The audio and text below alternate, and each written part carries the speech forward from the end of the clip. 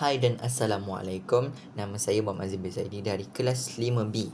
Hari ini saya akan menceritakan tentang apa itu ekosistem. Apakah komponen utamanya dan juga apakah kebaikan ekosistem. Ekosistem ialah beberapa komuniti yang tinggal bersama dalam satu habitat. Mereka saling berinteraksi antara satu sama lain, termasuk dengan komponen bukan hidup, iaitu abiosis seperti air, udara dan tanah. Ekosistem terdiri daripada dua komponen utama, iaitu komponen biosis dan komponen abiosis. Komponen biosis terdiri daripada benda yang hidup seperti tumbuhan, haiwan, fungi dan juga bakteria. Untuk komponen abiosis pula terdiri daripada benda yang bukan hidup seperti batu, mineral, tenaga dan air. Ekosistem boleh terdapat dalam pelbagai saiz, manakala kebanyakan orang memikirkan komuniti seperti terumpu karang dan hutan. Ekosistem boleh terdapat dalam sebuah kolam yang kecil ataupun kawasan di bawah batu yang besar.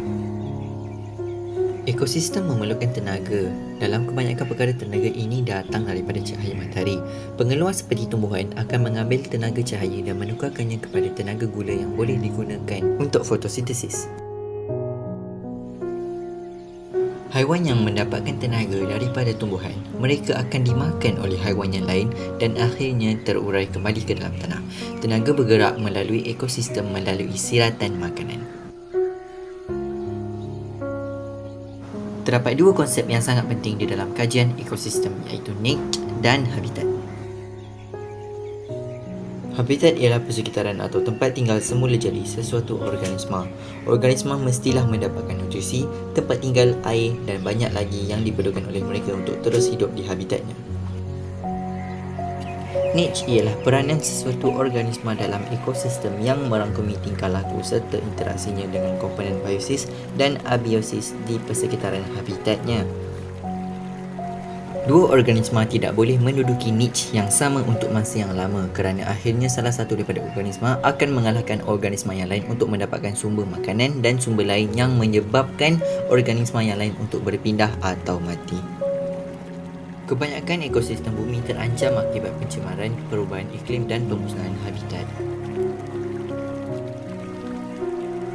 Penjagaan ekosistem yang baik akan memberikan kebaikan kepada kita, seperti udara yang tidak tercemar, air yang tidak tercemar dan memberikan hasil makanan yang penuh nutrisi kepada manusia dan haiwan-haiwan yang lain.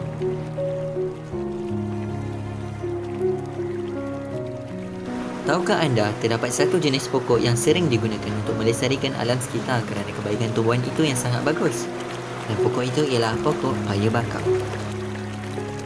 Pokok bakau merupakan tumbuhan tropika yang biasa ditemui di kawasan muara sungai, iaitu di tempat pertemuan antara lautan dan sungai. Tumbuhan ini berjaya menyesuaikan diri dengan komponen abiosis yang ekstrim.